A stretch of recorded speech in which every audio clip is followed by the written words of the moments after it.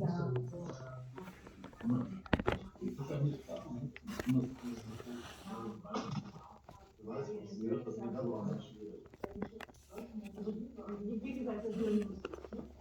höre doch, ich höre ihn, aber nur über mein Laptop, nicht über das große System. Ja? Ja,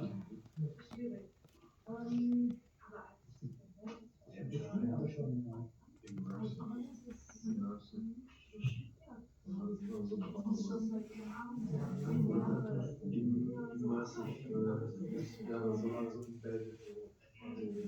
Auch der Kopfhörerausgang ist da, aber er kommt, hier kommt anscheinend mit der Kopfhörer der Eingang. Deswegen wäre eigentlich jetzt, das müsste jetzt HDMI geben.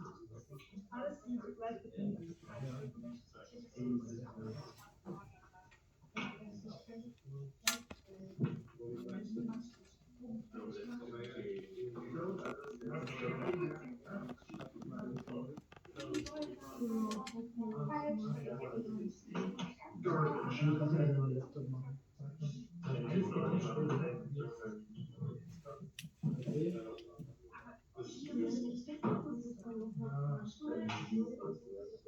Jetzt ist er da. Okay.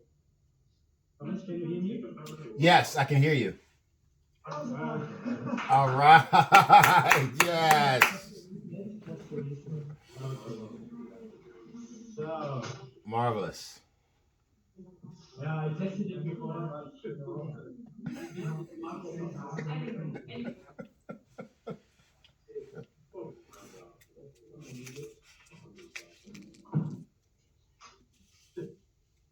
Okay. Can you hear me, Thomas? Because I don't have the mic. Yes, I can hear you, and I think you can hear me. Hear you very good. Very well. Okay. Marvelous. So let me just introduce to you Thomas. You know, as I mentioned, I met Thomas during a workshop of the RSPI, and I was really so much impressed how he presented and bring people more or less to do what he wants to do. I'm very curious. Yes, this is one of the later issues here for the change management. And we also discussed that change management is one of the main issues also on the Pharma 4.0. And so we are happy to have you here with us, Thomas. And you know, Thomas founded Asia University because he also wanted to bring his passion for authenticity and transformation from sales thinking to visionary ideas to the Forbes Global 2000 companies. Thomas had had the privilege of coaching the financial service sector and healthcare and pharmaceutical industry with CEOs, presidents, executive vice presidents, executive teams for more than a decade. His impact on those leaders and their business has been far-reaching. In 2016, he helped the University of Texas and Arlington Research Institute to reimagine his groundbreaking traumatic brain injury to go to a market strategy. In 2019, he helped MetLife to resolve a $200 million pension payment challenge, and in 2020, he helped medical technology firm from eSolution to reorchestrate its infrastructure for a 41% gains in efficiency through the highlights of the COVID-19 pandemic. So he's an expert in communication, and in his spare time, Thomas is an avid motorsport enthusiast and screenwriter. His movie script, Albert and Paul, won the 2019 National Frank Sylvester Virtual Award, and is in preparation with Hollywood actor and producer Damon Rucker. Thomas is married to Amanda Johnson, and they have 3 sons, Tyron Alexander, Ezra Bradley, and Leah Thomas. So Thomas, we are looking forward to your presentation and the online stages. Marvelous. Thank you so much, Martin. It's always a delight to see you. Can't wait to spend some time again in Frankfurt, and maybe we can go out for beers. Hey, listen, do I share my screen and share my slides, or are you sharing my slides? No, I think you should share. Okay. I think you could just share. By the way, Thomas, should I record? Sure. Yeah, let's do it. Yeah.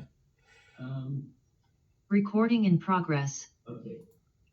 So you should go to the screen, and I think you should share it. Sounds I good. think. All right. Can you all see my screen? Not yet. Yeah. Okay. Good. All right. Hey, listen, it's good to be with you. There's something about fear. There's something about fear that immediately like drowns our ability to do high order thinking with a neurochemical response, a neurophysiological response. Our pupils dilate, our heart rate doubles, blood flow increases to our extremities so that we can run or so that we can fight. The neurochemistry, the biology, and now we've started even adding to that course of research to epigenetics. Who here has heard of epigenetics? Excellent. I see about 5 hands or so. Epigenetics says there are potential DNA markers. So not only is there a neurological, neurochemical, physiological, biological reaction to fear, there's also potentially encoded in our DNA fear, markers for fear.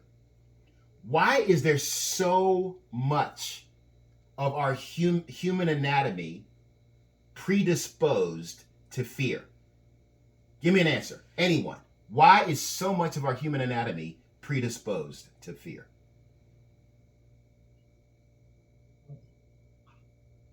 Used to be life-saving, if you knew. Right? Right? Survival. Okay? If a saber-toothed tiger was attacking you and you did not have a fear response, what would happen to you? Exactly. You would be eaten. Okay? So there's a primal reason why fear is a part of our human physiology and our neurochemistry. Fear gives us a choice to fight or to flee, and it defines our life and how we live it. Now, are the same physiological and ecological factors that existed thousands of years ago when saber-toothed tigers roamed the earth and human beings were living in caves? Do we have that same existent status in these days, in these modern times? Anyone? Yes or no? You're asking if we have the same circumstances. Like, definitely not. But we still have the same genetic makeup. Exactly. We don't live in times where saber-toothed tigers are around the corner, hopefully. I don't know where you live. But where I live, there are no saber-toothed tigers. There's no lions waiting to eat me when I leave my house. The issue with human anatomy and our physiology is that we still have the same neurological predisposition to fear that we used to. And we have found in our studies over the course of decades that the fear response that we've always had over the millennium of human existence stays with us to this very day. And friction, organizational friction, is based on fear. And that is our challenge. Now, when we see this picture, we see a man swarmed with bees. Fear makes human beings release pheromones. We literally release pheromones. That's chemicals from our skin that are scented. Bees and dogs can smell the pheromones, the fear that we emanate. Other humans can also smell fear and amplify that fear. Has anyone ever been in a crowd of people that got afraid close to the same time and there was a stampede? There was a mob, like everyone in the crowd just started running or started moving in the same direction. Has anyone been in a mob before? Raise your hands. You've lived very safe lives. That's good. I'm sure you heard the news that happened in Korea, South Korea, in Seoul, South Korea, 5 days ago. Does anyone know what happened? 140 people died. That's right. This crowded. From a stampede. It was a human flight reaction, a reaction to fear. Human beings amplify fear through pheromones and just instinctively start reacting as a whole. Now, what's fascinating is human beings can amplify fear, that's a choice, or human beings can cognitively rely on higher order brain function and literally attenuate fear. It's a choice. So we use this picture to exemplify most people who are swarmed by bees, myself included, by the way, would be afraid. I've actually been swarmed twice in my life. It's very, very painful. I would not recommend it.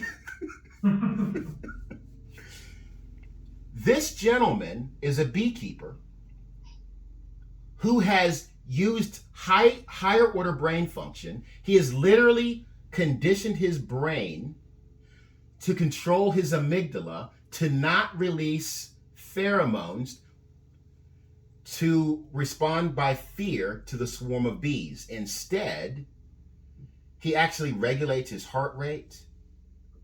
He regulates his breathing.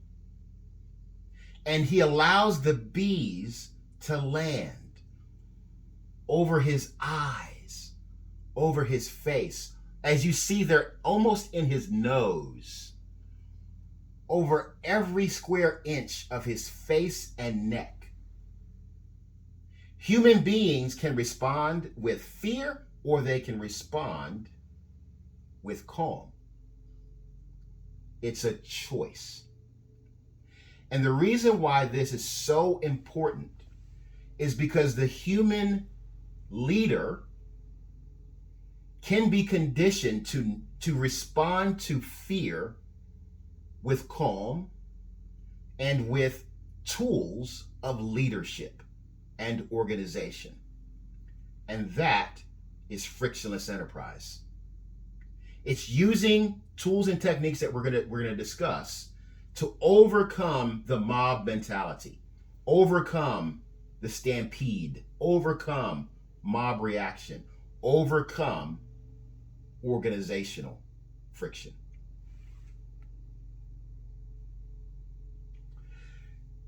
Now, anyone, I want you to tell me, what is this woman afraid of? Just call it out. What is she afraid of? Heights. Now, what is it about heights that causes so much fear? The sudden stop at the end. The sun, exactly. Heights aren't a problem. Like, she's not going to be harmed on a 30-story building that far above the street.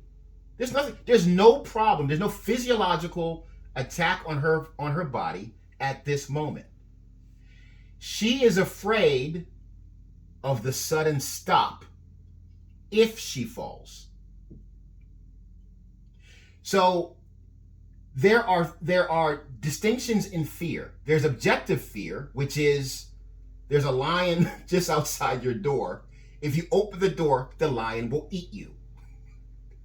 That's objective fear. This is a constructive fear. This is a fear based on a condition that has yet to be satisfied. What's really curious about human beings is we have the same physiological response to a lion attacking us and eating us as to the construct of conditions of fear that have yet to be satisfied. Do you guys understand the distinction? Yeah? Now, who here has ever seen a high wire act? Someone, an acrobat, who actually stands on a wire over a 30-story building and literally walks the wire from one building to another. Has anyone ever seen that? Yes. Yes? Okay, you gentleman in the front row who said yes. What did it look like and feel like when you watched that? Well, I did feel a fear myself for this gentleman up there, because well, if I were in such a situation, I wouldn't survive the walk, not without years of training. Yeah, so it was irrational because I wasn't safe, right? But still, it's right. like watching a movie. You can also get this feeling of fear. Exactly. That's really well said. So not only is it irrational to be afraid of heights, if you aren't falling and if you are not necessarily in a situation where, sudden impact is imminent, there's nothing to be afraid of. We can be afraid as human beings of someone else's constructive fear. We project fear based on conditions that don't exist, and we actually can internalize that construct to events that are not going to happen to us, but we make it a part of us anyway. So there's a powerful connection between human beings and fear, even if the conditions aren't rational. So please remember that, because an organization is filled with people. The organism of people will react to both objective fear, right? Like there's a lion outside the building that's going to eat us. But there's also the truth that an organization will react to the possibility of someone else having some event happen to them. That string of condition, which does not yet exist, that irrational reaction, still connects human beings in an irrational way to external stimuli. That external stimuli becomes friction to the organization because of that irrational reaction. And that is how organizations, how companies make really poor decisions based on market conditions that do not exist.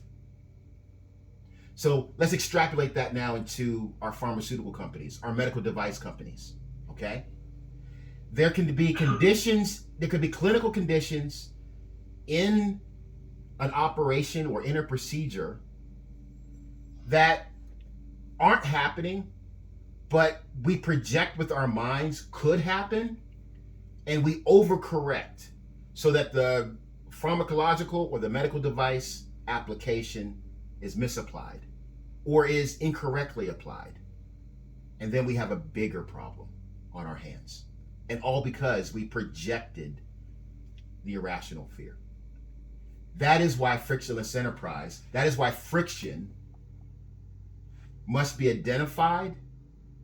We must aggressively understand both our internal reactions to rational and irrational fears, and frankly, use behaviors, use techniques and tools to correct for them before we let them project and spread.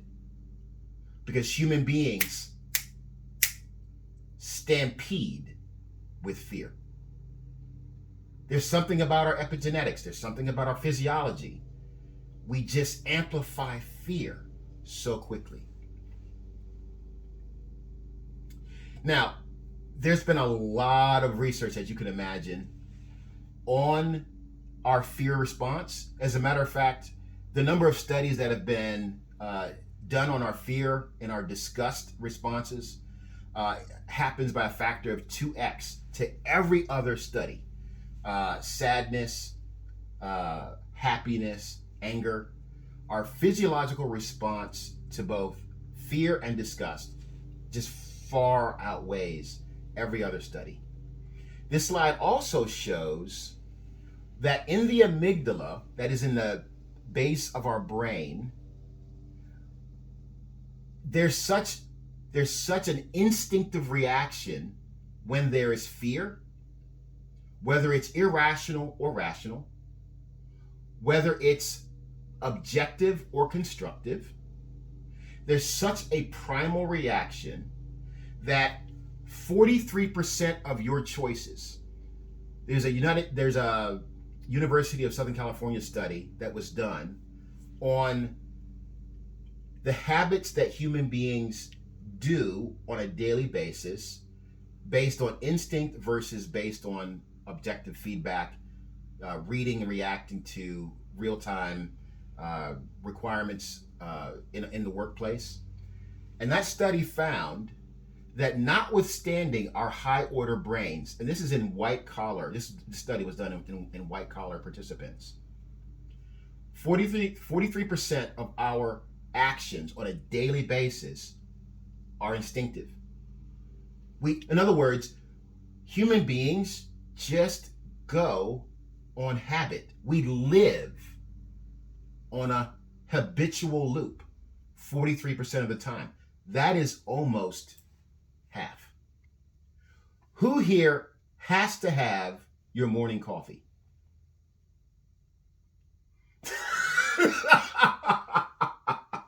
Excellent. I'm not alone. All the way in the back of the class, I saw that hand shoot up really fast. What is your coffee ritual in the morning? I have an espresso machine, so grinding the coffee beans and then extracting the espresso from the coffee beans. That's my routine, my ritual to start the day right. Excellent. Excellent. Now, what happens to your day if you don't do your espresso ritual?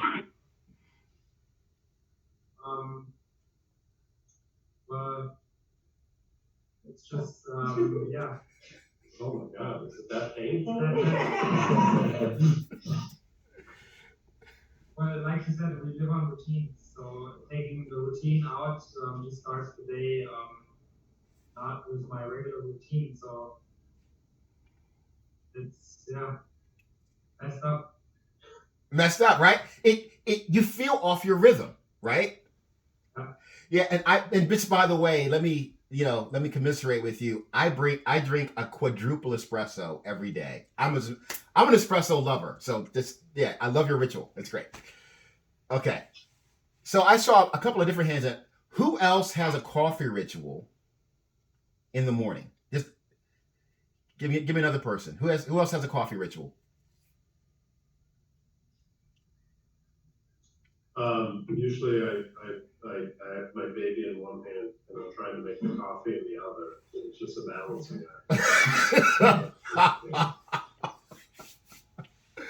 That's a Baby swapping. yeah. Right? Yeah, that's hard. Yeah, that's impressive. So my wife is due in literally 7 days. I'm gonna have my fourth child. So, I'm gonna do one of those baby carriers, so I can actually, carry, have the baby kind of worn right here on my shirt, and then I'll do my coffee as well. So I hear you there. That's great.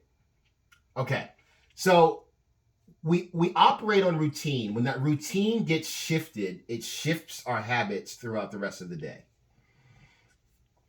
There's something else I want to highlight on the chart that you actually see in front of you. There's the amygdala, which is that deeper part of our brain. The images that we recall are impacted by the response that our brain makes to fear. So in other words, if you can remember back to a moment in your childhood when you were very afraid, the images, your recollection of those images is shaped by that fear and by your brain being just engorged with, all those chemicals. That same application applies to our organizations as we lead them. If you are engaged in leadership decisions and in leadership activities, your perception, you must know that your perception of events will be shaped by your response to external stimuli that could cause fear. Remember, and those external events could be constructive, which means they're not happening to you or have not happened yet, and they could be irrational. So as a leadership coach, I'm coaching you now. Remember to objectify and recognize fear stimuli and remain calm as you address it. Because however you react to it, your leadership team around you, the employees around you will follow your lead instinctively. Okay? All right. So, what is organizational friction? What does organizational friction tell us about Pharma 4.0? And I'm sure you all are. Martin, has this class, I'm assuming this class has been exposed to Pharma 4.0 extensively, so I can just use the shorthand. I don't have to explain it, correct? Yeah, okay. How does organizational friction affect Pharma 4.0 adoption? And how do we go from organizational friction to organizational flow? And that's obviously our operative question and the point of this lecture. Now, I just want to do a time check. Martin, it is 5 after the hour. What time do you want me to wrap up?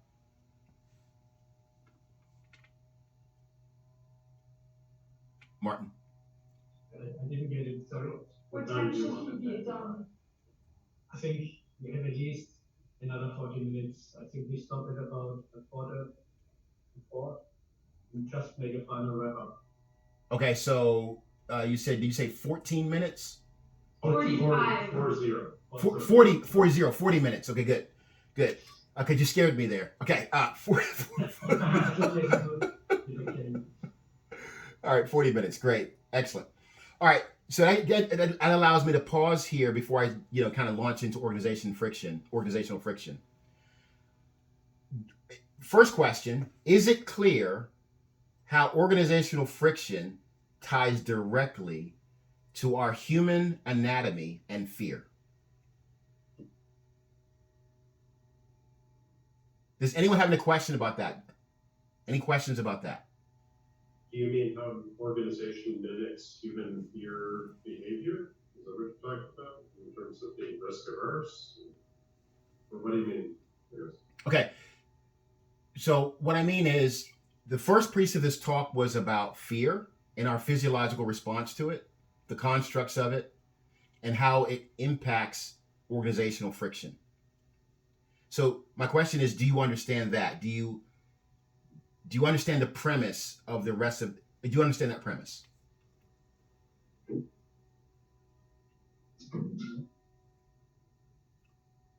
Yes, I believe so. Okay. Are there any questions about that? Okay, I'll move on. All right, organizational friction.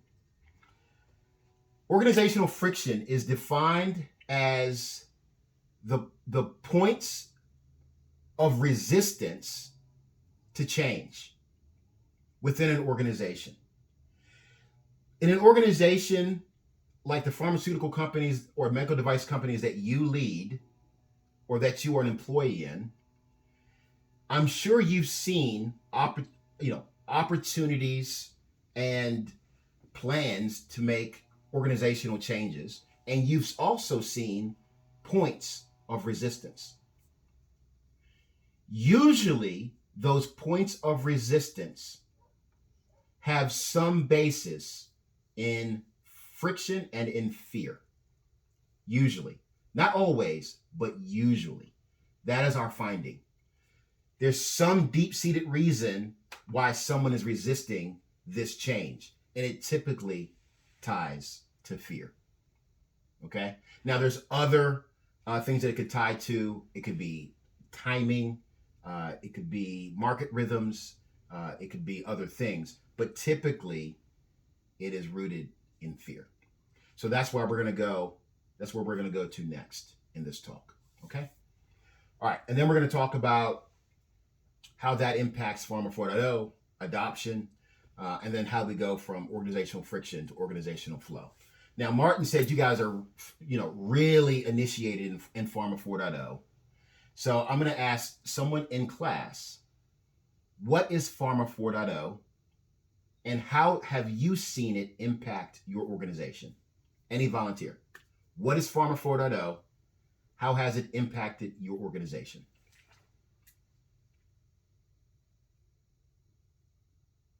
That was a question.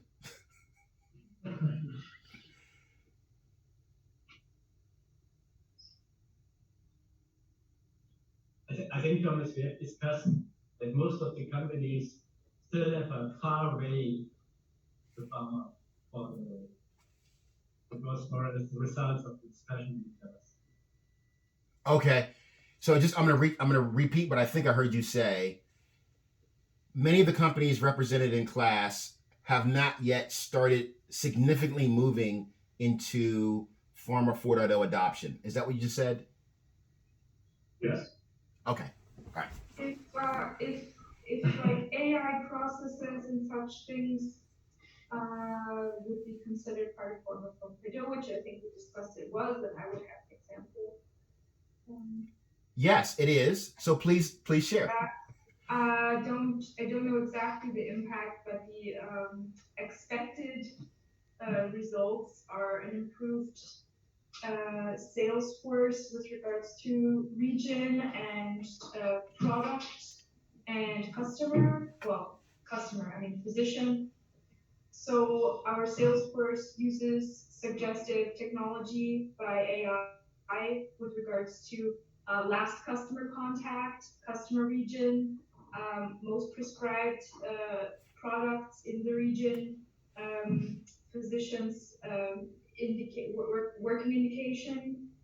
So the AI system does a lot of the oversight tasks that our sales force used to have to do by hand or by thinking critically, and make suggestions on how to move forward for the most optimal, time investment and sales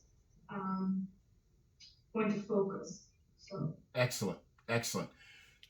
Listen, that is a marvelous summary of artificial intelligence applied to a pharmaceutical product channel, and making sure that the surface area of both the clinicians that are applying it and the patients that are using it are getting optimal care, and that the time expense of bringing it to market and its execution and its maintenance is all done in an optimal way. Oh my goodness, that's a brilliant use of Pharma 4.0 and digitalization.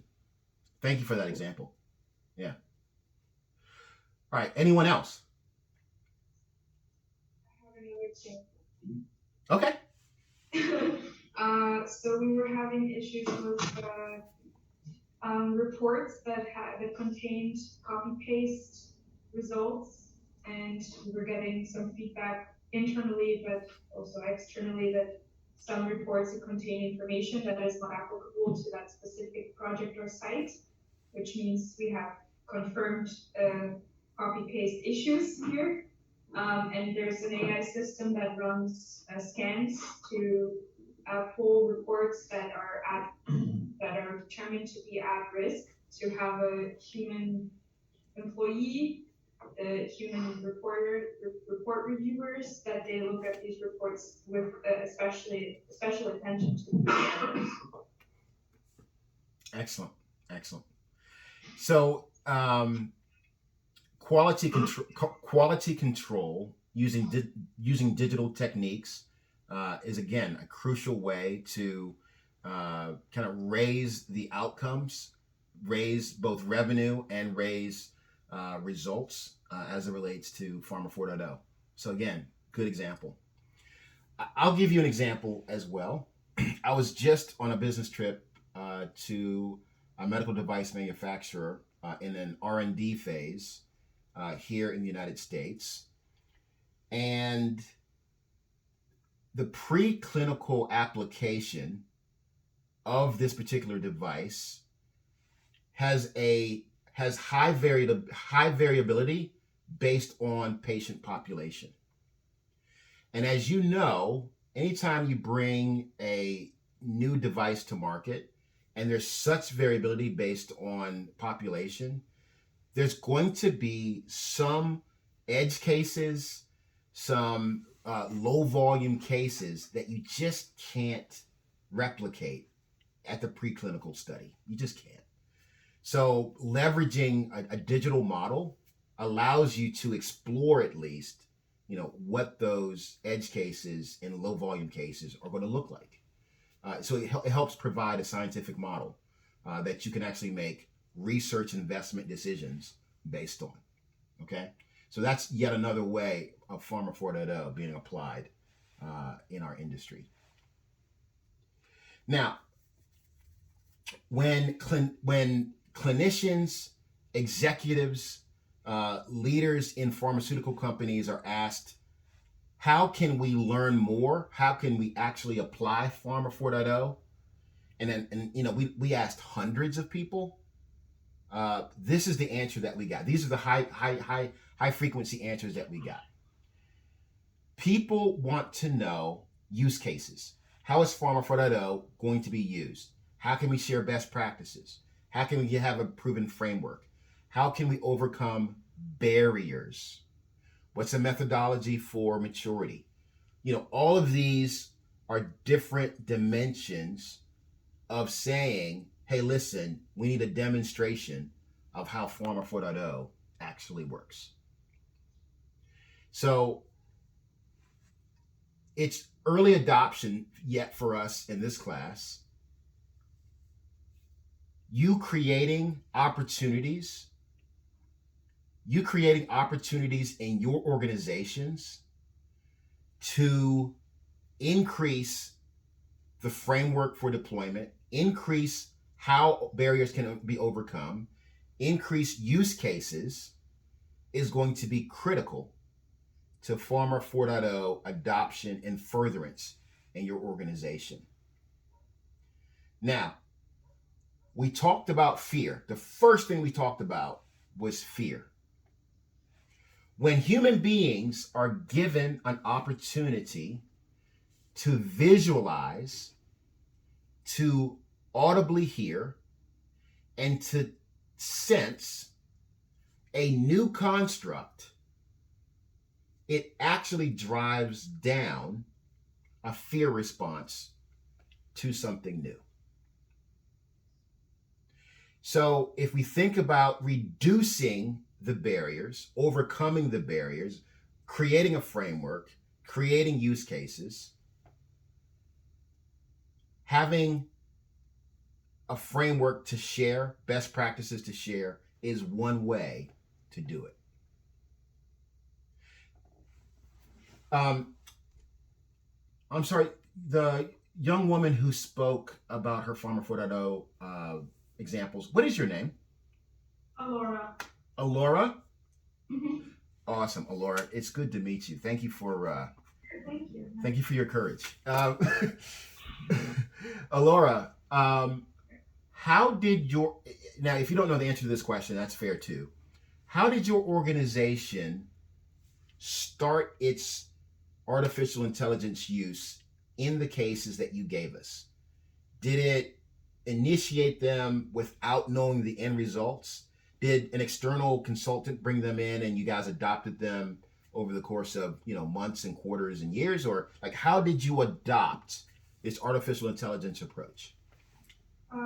I don't have that much information about it. I know that there was a very big merger about 5 years ago with a CRO and a data management tech company. Oh, okay. And this data management and tech company had certain technologies that they were already using that are similar to what I just described for our Salesforce. Excellent. They were used for a different purpose, but it was principally very similar. And they already had a lot of data with regards to pharmacies and physicians in Germany. This was one of their main collecting points. And so we continue to also look into where else we can use this information. Excellent. But basically, the data pools were already there, and now they're working on implementation. So marvelous. So it sounded like you guys kind of already bought, you acquired the scaffolding, the framework, the approach, and you were executing on a pattern that had already been established, right? Yes, pretty much. Yeah. Okay. Hey, that's a great way to go, because you already had a concrete example, you already had proven framework, you had use cases, you probably had best practices, you had a methodology. I'm sure you had all that, and you had examples. That's excellent. If you don't have that kind of scaffolding underneath you in your company, guess what you can do? You can talk to Alora. You can talk to Alora. You can talk to Martin. You can talk to me. Okay? Talk to any member of the Digitalization Pharma 4.0 community so you get the framework, you get the use cases so that you can overcome barriers. Now, I'll ask you another question. What do you think is the number one barrier to Pharma 4.0 adoption in your particular pharmaceutical company? Have you heard any reasons, any executives or leaders say, I don't want to do that digitalization because? Well, I mean, we even have it in our company. I'm not in Salesforce, but I know that in my department we have certain technologies that in German we call them old rabbits don't use because they don't want to change their. I would say it's change management. Yes. Yeah. So the barrier to change management. So change management has, there's a construct invented by Dan Cotter called ADKAR. So, awareness of the change, desire to change, knowledge enough to change, actually developing that change or deepening that change, and then reinforcing that change. That is a change management construct. The first of that construct is awareness. You have to be aware that the change is possible, and that's what a framework and best practices and a use case give us. The next is desire to change. That desire is also essential for the change to take hold, or else there just will not be success. Okay? So change management is a crucial part of adopting Pharma 4.0. I mean, where would you put in that kind of change management understanding? A lot of our companies we're running businesses, we're going forward, and the idea of changing kind of mid-stride is very, very difficult. And it's people are aware of it. You know, senior leadership will talk about the need to be a digital company, to have that. But then when you get to like keeping the business running day to day while affecting change, that's where we run into a lot of problems. Right. These Absolutely. And that's where having what we call experimentation nodes is essential. So it's, you know, any modern company has to be able to walk and chew gum at the same time. So in other words, you have to be able to operate your existing high revenue, you know, streams, you know, product streams, service streams, and you always need to keep your kind of finger and foot in the future, so that at some point, if there needs to be an inflection, you're ready to lead that inflection, not follow it. So my direct answer to that question is I'm always going to counsel executives to literally model your future state. Where do you want to go? 3 to 5 years, that future horizon. Okay, now let's back from 5 years away, 3 years away, and let's start doing experimentation projects, products, services in market that help us start to feather out what that looks like, so that, you know, we're making a small investment now so that we can do the inflection point at the right moment. Does that answer your question? Yes, thank you. Okay. All right, any other questions? Okay. Another item on this, let me just annotate this. Another item on this chart that I really like is just having comparison. It's important to be able to know where your product, where your pharmaceutical, where your device is in the market, and what is its comparative strength to other products and services in the market, and is digitalization at that particular moment going to get you to leapfrog? Because at the end of the day, let's be honest, we're here to drive up revenue, drive down cost, drive up efficiency. So how are we going to leapfrog our competition? It's critical. How do we know the real cases that allow us the mathematical model, the scientific model that allows us to know when is the right inflection point to digitalize this product, this device, this service? How do we know? Let's create some mathematical models. Let's create scientifically reinforceable models so that we can make those decisions. Okay? That's also crucial. And sharing insights and best practices. Don't think that your executive team, your leadership team, or whatever level you are within your organization, you don't have to be the only brilliant people thinking about this particular experimentation, this particular digitalization challenge. Get external experts. Don't do all the heavy lifting alone. Use outside counsel. They may be more objective about your circumstance, your particular market condition, than you are. They may know something you don't. Okay? All right.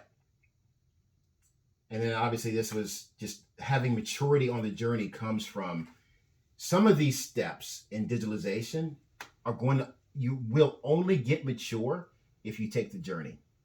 Okay? You can't stay on the sidelines. You can't just read the scientific journals. Some of this stuff you really do have to do. Okay? All right.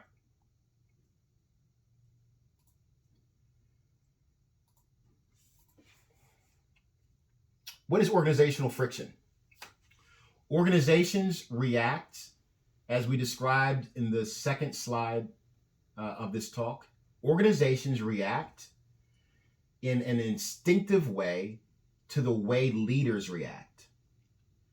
Leaders set the tone instinctively to how the people in the organization and therefore their organization will respond to external stimuli, to market conditions, to a competitive product, to a new market opportunity. It's all instinct, not all instinctive, but 43% of it is. So a lot of it's instinctive. So let's be highly cognizant of how we are reacting. Now, obviously Agile Immersive, this is our business. So Agile Immersive has a deep set of tools that allow you to react in a high order, highly profitable, market-facing, experimentation kind of a way so that you conquer the fear, you conquer the organizational friction, and you bring pharmaceutical products to market with a lot more, just a lot more profitability. But just know that if there's organizational fear, the barriers are things like, this is, by the way, again, this is from this particular chart is not me. This is from over 100 pharmaceutical executives around the world gave us this feedback. The biggest barrier to bringing Pharma 4.0 initiatives to market are sponsorship. Finding the right executive team that wants to invest in the initiative. Finding a data structure. Finding the mindset change. Remember the ADCAR conversation. Awareness, desire, knowledge, like all of that really, really matters. Finding alignment was crucial. And alignment kind of really ties into sponsorship. Finding the right executive team to get aligned to adopt Pharma 4.0 is a crucial barrier to overcome. And let me tell you, it means that you're going to have to directly address organizational frictions, organizational fears. Some other items were silos and, frankly, just old thinking and having some, again, just cultural change. It's crucial. Was there a comment?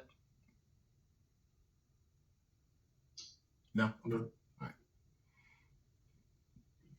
Does this resonate with anyone? Has anyone attempted an organizational change? Or let's keep it smaller.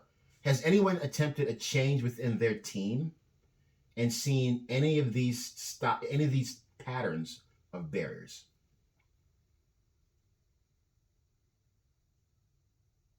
Yeah, I've seen the company try to implement change. I've witnessed my own resistance to it, and that of my colleagues. So, discussions that go on for a year and a half, the same thing again and again, until people adapt, or until as I say, old rabbits just be quiet, and then new people come in and they don't know any different, so they just use it. Let the new people do it. Yeah.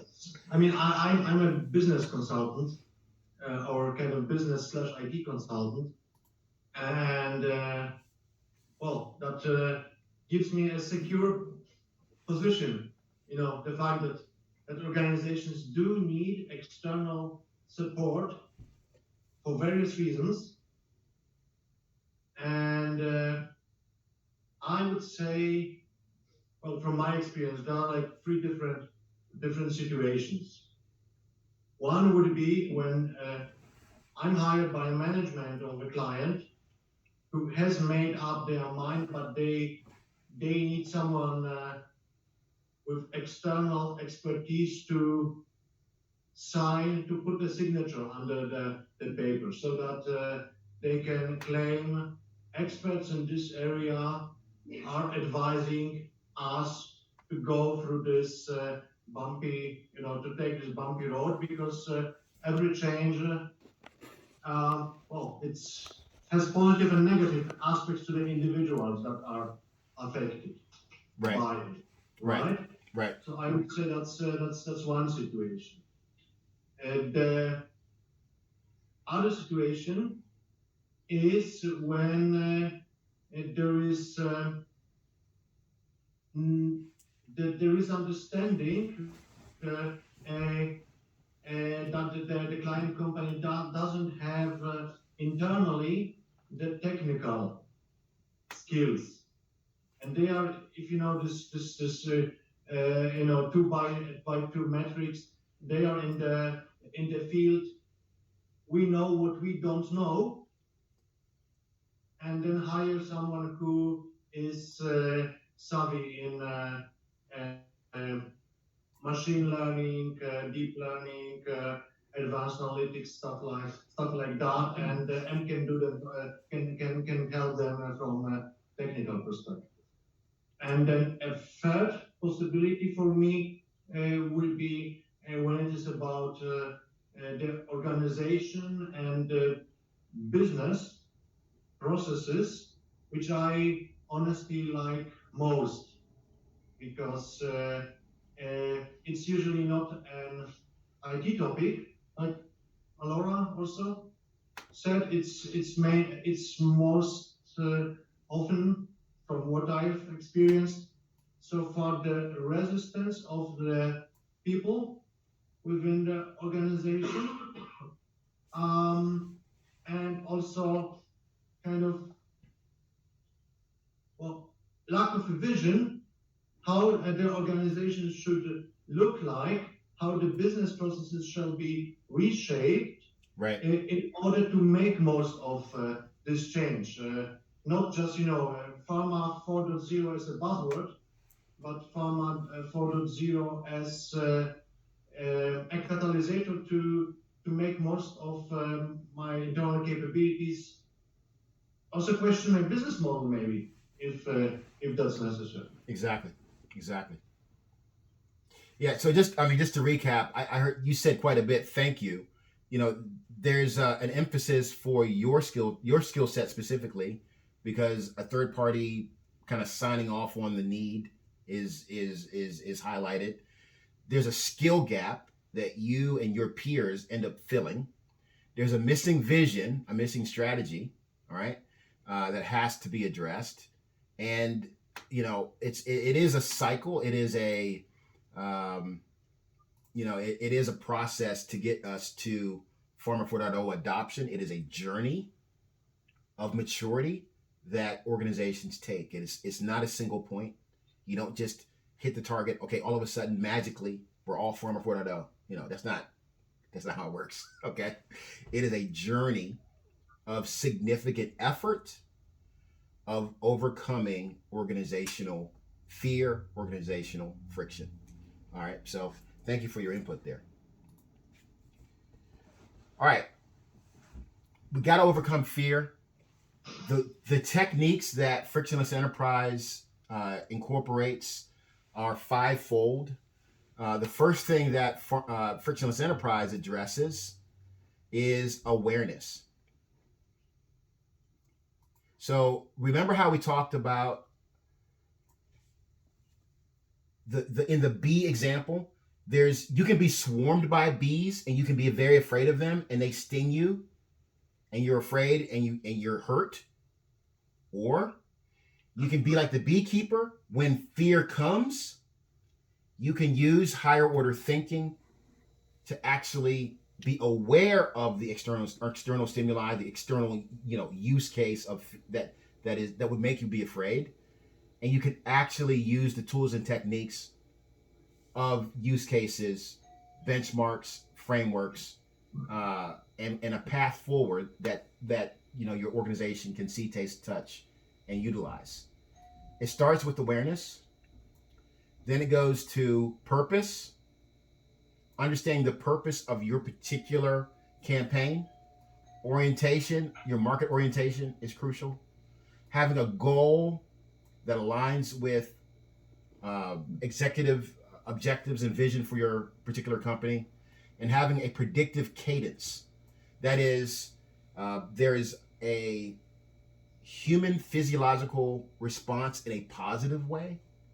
When human beings know every 2 weeks I need to deliver this particular piece of value for my device or my pharmaceutical, or I need to make a market-facing update every 3 months, every quarter, and that predictability actually decreases organizational friction and increases productivity.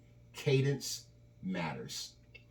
So, and we also define cadence not just as chronos, which is obviously the Greek word for time that's measured.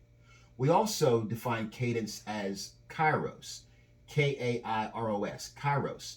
Kairos cadence is there are opportune moments in any product life cycle that operate within a market orientation. Knowing the market rhythms and having a healthy, objective perspective on your particular product and services maturity allows there to be kairos, which means opportune time. We actually bring products, updates to products and devices and services to market in kairos time, predictably, using frictionless enterprise. And that's a powerful thing.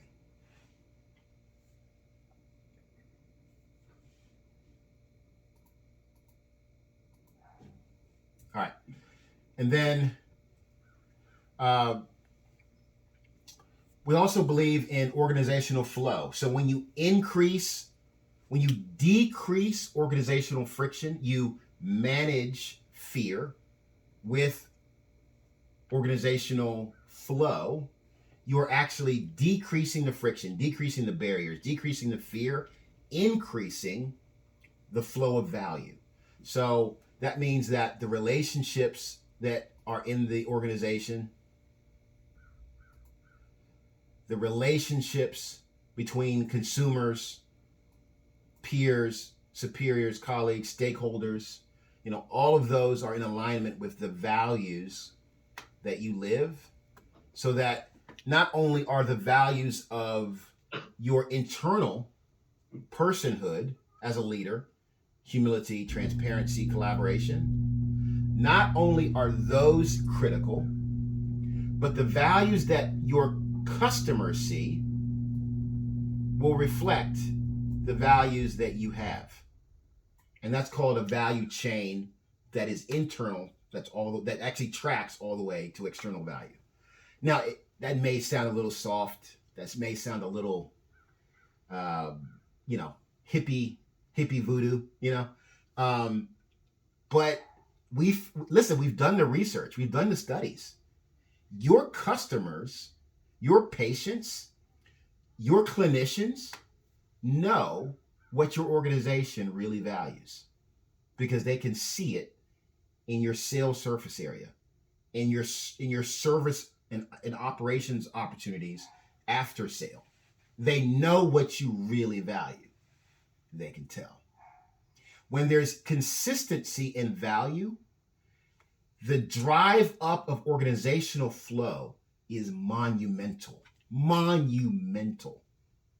We've seen growth to the order of 20, 30, 40% when there's a value chain that is consistent.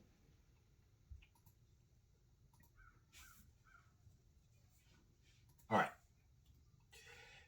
So we've talked about organizational friction. We talked about increasing organizational flow. If you wanted to know the single most crucial factor to increasing organizational flow in an organization, and it's not just our research, it's not just the University of Southern California, it's not just Harvard MBA, it's not just University of Pennsylvania at Wharton School. We all agree, oh my goodness, the scholarship is in. Employees must feel psychological safety to drive up value, to drive up organizational flow, and drive down organizational friction. It is essential. Psychological safety is replicated in the culture of an organization set by the leaders of that organization, replicated by the employees of that organization. So guess what I'm telling you? You can scale. Remember the very first thing I said in the very first slide that I showed you. You can scale fear quickly and, unfortunately, efficiently. Or you can scale psychological safety. It's a choice.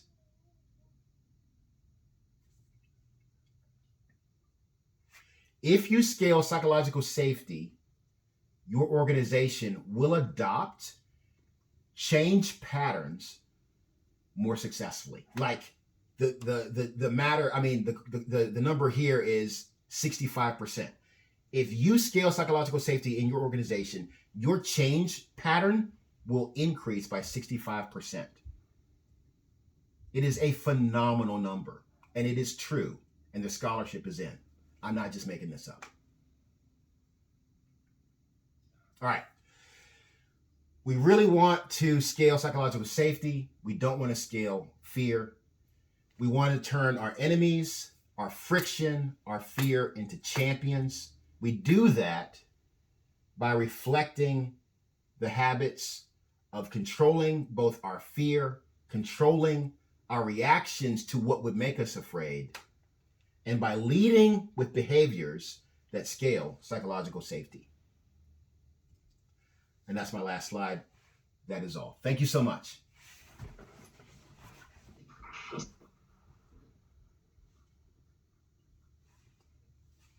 Well, Thomas, thank you so much for the insight of your thought and your experience, especially how to transform organizations, to take away the fear and to take away the organizational friction to generate a flow, which I think is a universal principle. It's not only for Pharma 4.0. I think it's universal for every change. Because we also discussed how can I bring people to do something which they really don't want. So from your lecture, I think we should first take away the fear, and secondly, give them psychological safety. We call it, okay, you have to do it. Yeah? You have to be the example as the leader, and to give them safety in all the behavior. So thank you so much for your presentation, and you have the chance to really ask the expert how you can transform your company. I think it's universal. Whatever you think should be a target and a goal within the organization, and this is important. Any question?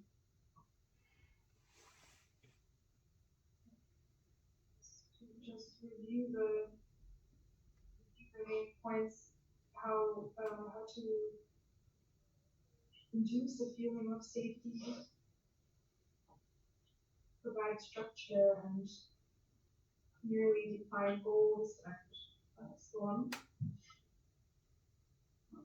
What are universal, I guess, direct instructions to induce feelings of safety for employees? I'm sorry, was that a question? Yes. Okay, can I get that repeated, please? Can we review, please, just shortly the universal points, how to induce feelings of safety in employees regardless of the change? Oh, absolutely, absolutely. So the way we scale psychological safety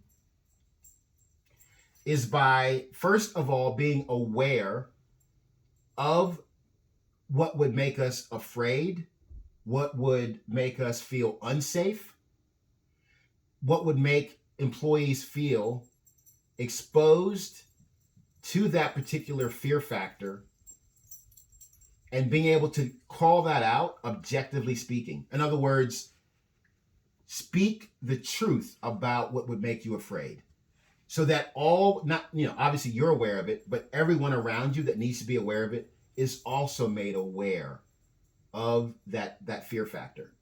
So awareness is first. The other piece of awareness is self-awareness. And Alora, I love the nature of your question, because you asked the question using words of someone who actually wants change to be made. So awareness that there's going to be resistance, there's going to be friction, there's going to be a fear factor. And then there's also self-awareness about your reaction to those fear factors. How will Alora react to executives saying, no, that costs too much money, that doesn't have a return on investment? Or a peer saying, Alora, you're wasting your time, I need your help with this, okay? So those may be reasons why you could be afraid. How will self-awareness says, I am going to react to that particular executive or that particular peer with, yes, it is expensive. However, we have reason to believe that it's worth the investment because of X, Y, Z. This is a framework that we can use to objectively measure those results. Give us 90 days, give us 180 days, give us 360 days to measure that, and we can have objective feedback and response. Alora, you can respond to your peers with your self-awareness that you can rest assured and be safe knowing that we have permission to do this experimentation and to get the results. So what I'm saying is there's awareness, and then there's also self-awareness and preparation. All those have to come into play to deal with fear in an organization. And obviously there's more, but I wanted to give you kind of a quick answer.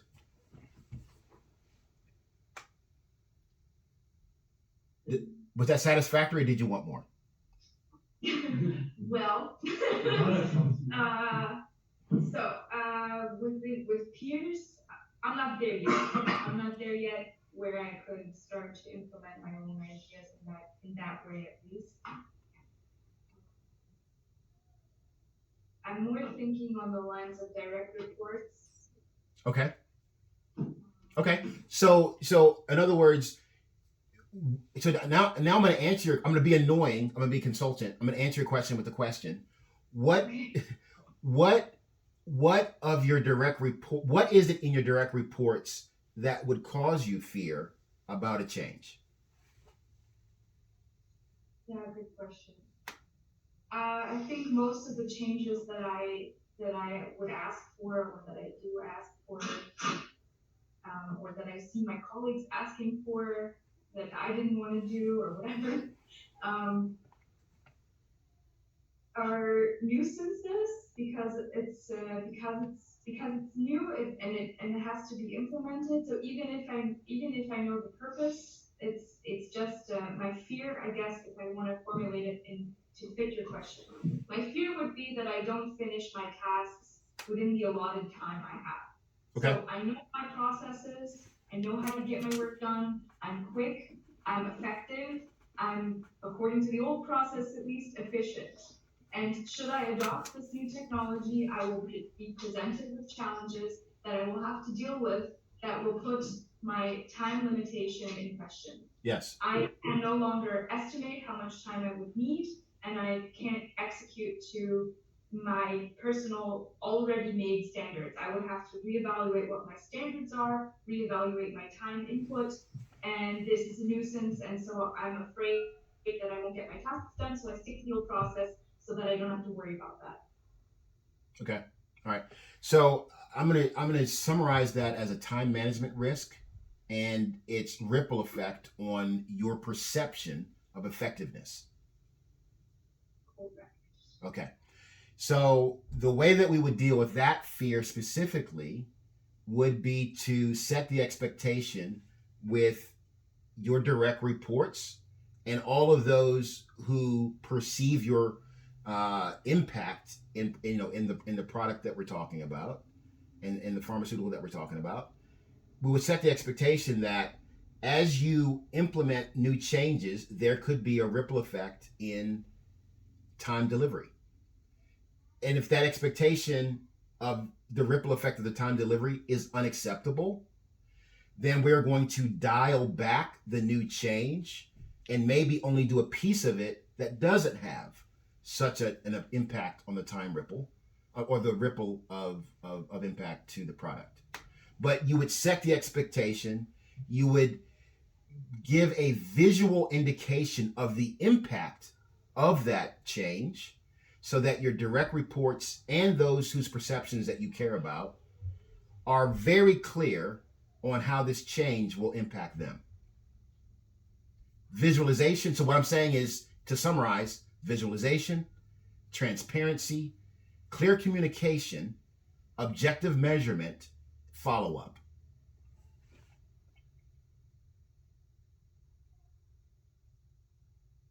How's that, Laura? That was fantastic. Thank you very much. Okay. That's management. I'm just biting off my first pieces. I still got lots of And Laura, listen, if you wanted to talk offline, I'm very easily available. Thomas Lee Johnson, LinkedIn. You can find me easy. Or agileimmersive.com. Yeah, or agileimmersive.com. We're also, you just click a button and you can get to me directly. It's all good. Okay, cool. Thank you very much. Absolutely. Okay, Thomas, thank you so much. Thank you so much again for your insight of your thoughts. I think it was very helpful. Even under the umbrella of quality management, which is more or less the topic of this course, I always told them it's water and people, and people is the most important thing. Absolutely. And we get a great lecture in what is the nature of the people, what is the resistance, and how can we overcome this. And again, this is very important. I think this is the basic. To treat with people and to bring them in the direction you would like them to go. Thank you so much, Thomas. Again, hopefully you had a nice day today. It was early for you. Yeah. Yeah, in the afternoon. Again, thank you for getting up early and being with us. It's always a delight. It's a shared delight. I love this stuff. So it's a shared delight. Okay. And all the best to you and your wife, who's like probably just laying down. Thank you. The next time you have to present it. Okay? Yeah, I'll hold up Ephraim William to you. You'll see him. Okay. Thank you very much. All right. Thank you.